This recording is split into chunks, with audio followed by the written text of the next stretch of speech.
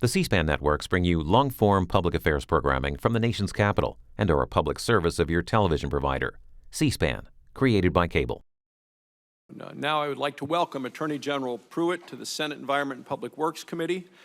Welcome. I invite you to first introduce your family and then proceed with your statement. Congratulations and welcome.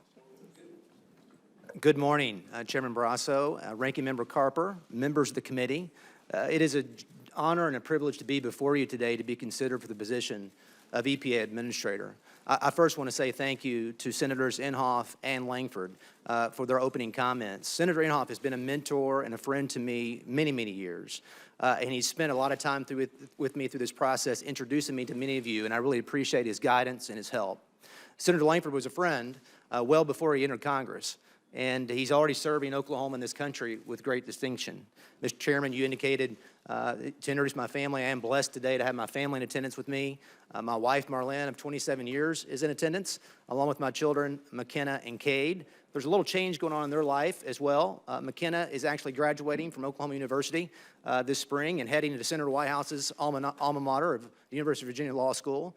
And my son is going to be graduating high school and heading to Oklahoma University, following his sister's footsteps to be a Boomer Sooner.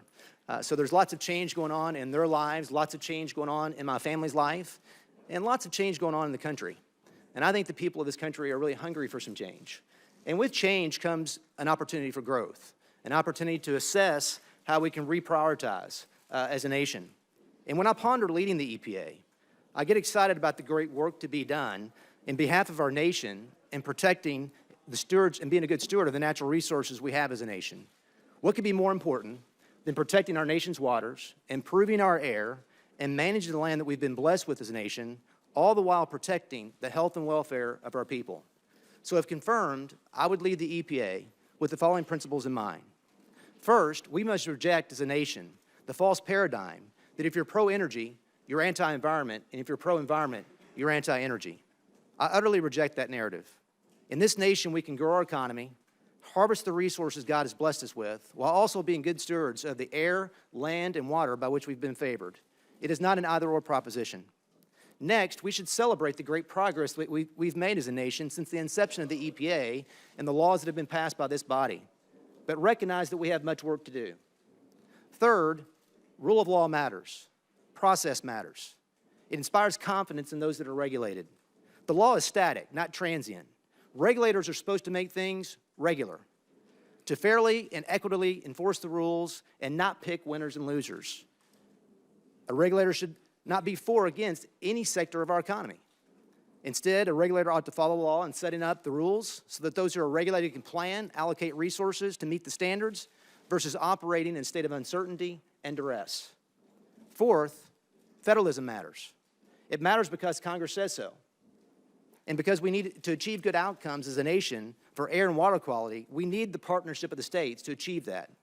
It is our state regulators who oftentimes best understand the local needs and the uniqueness of our environmental challenges. Plus, our state regulators possess the resources and expertise to enforce our environmental laws.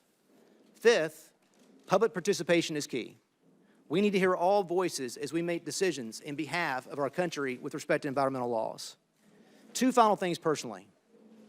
I seek to be a good listener, to listen and to lead. You can't do one without the other. Listen to those career staff.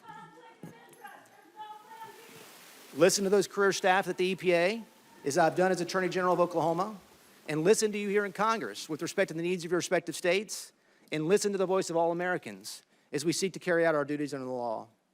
Lastly, and this is very important, I seek to serve with civility. Oftentimes, as policymakers, you deal with very contentious issues. I have as Attorney General of Oklahoma as well. We deal with weighty issues, and there's passion on both sides of issues.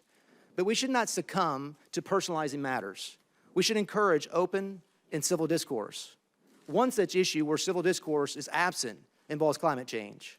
Let me say to you, science tells us that the climate is changing, and then human activity in some manner impacts that change.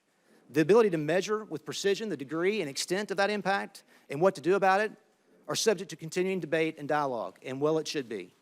So with these principles in mind, I seek to answer your questions today, and I am honored to be here today to be considered for the position of EPA Administrator. Thank you, Mr. Chairman. Well, thank you very much.